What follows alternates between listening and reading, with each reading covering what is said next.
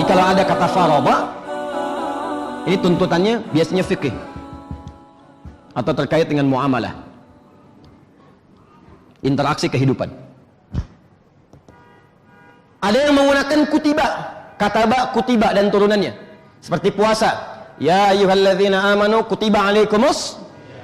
Kalau kewajibannya menggunakan kutiba, ini menunjukkan kepada keteraturan dalam pelaksanaannya, sistematis, tersusun rapi dari awal sampai akhirnya. Contoh, puasa diawali dengan sahur, dimulai dari fajar, diakhiri sampai maghrib. Jadi nggak bisa Anda misalnya, saya pengen puasa sampai duhur aja lah gitu kan, duhur, besoknya sampai asar lah, ya lusanya duha gitu kan, ya, yang penting nahan makan. Nggak bisa, ada sistemnya.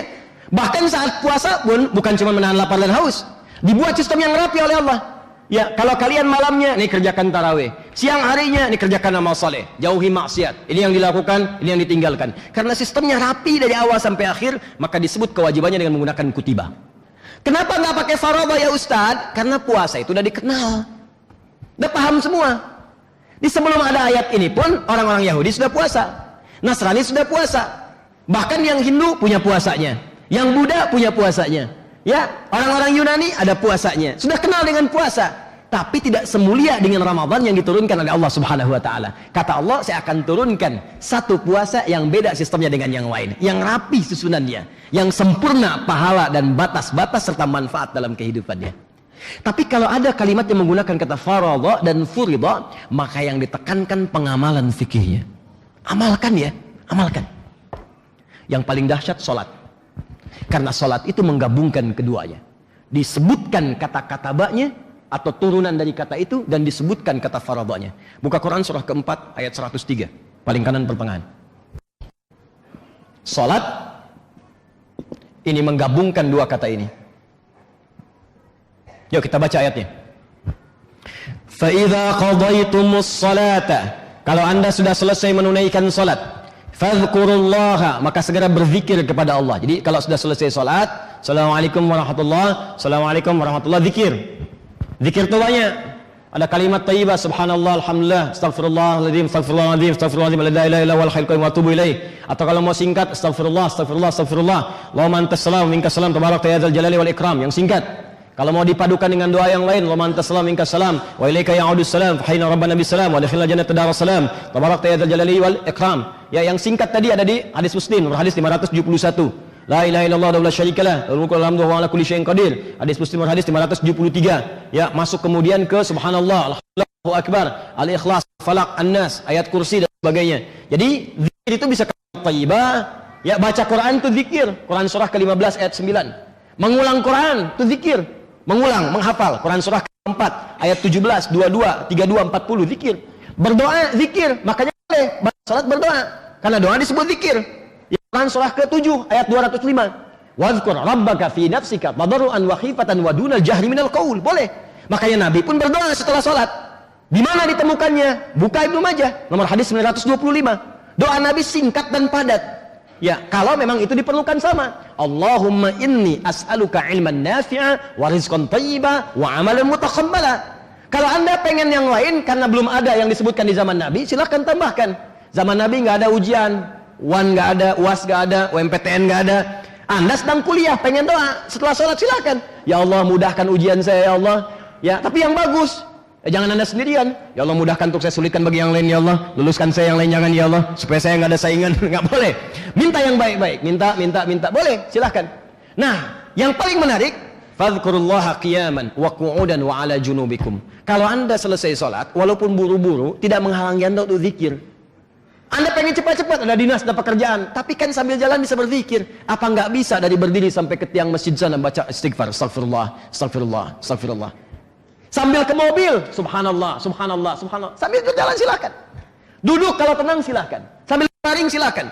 Fa idza ma'nantum fa aqimus shalah. Kalau sudah tenang, enak, tunaikan salat dengan nyaman, termasuk salat sunnah. Ujung ayatnya, lihat ujung ayatnya. Innas salata kanat 'alal mu'minina kitaban mauquta. Pakai kitab. Sungguh salat itu bagi orang-orang beriman, kata Allah, saya tetapkan waktu yang sangat teratur. Aturannya tentang waktunya disebut menggunakan kitab. Kitab mawquta. Dari kataba. Waktunya disusun. Isya malam nih. Ya, awas. Maghrib menjelang malam. Zuhur siang-siang. Asar ke tengah sore. Subuh disebut sholat subuh. Subuh sampai isya teratur. Bahkan kalau mau dijamak diatur. Yang boleh dijamak yang berdekatan. Zuhur ke asar silahkan. Asar ke maghrib karena zuhur udah dengan asar. Asar gak bisa ke maghrib. Maghrib dengan isya. Subuh diletakkan paling jauh, jauh ke isya, jauh ke zuhur. Makanya nggak bisa jamak zuhur dengan subuh. Entar saya jamak aja deh, itu kesiangan namanya. Ya, jamak zuhur dengan tahajud nggak bisa, subuh dengan tahajud nggak bisa dijamak. Karena itu letaknya jauh, diatur waktunya.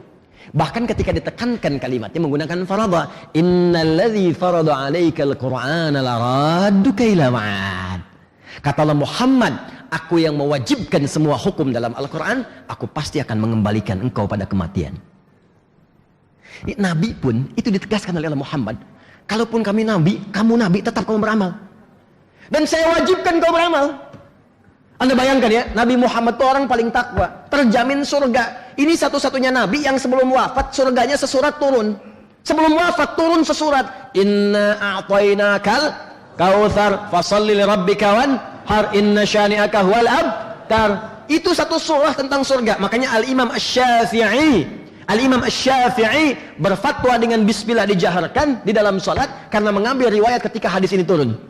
Kata Nabi tersenyum tuh. Sahabat tanya, kenapa Rasulullah engkau tersenyum? Kata Nabi, barusan turun satu surat kepadaku, Bismillahirrahmanirrahim.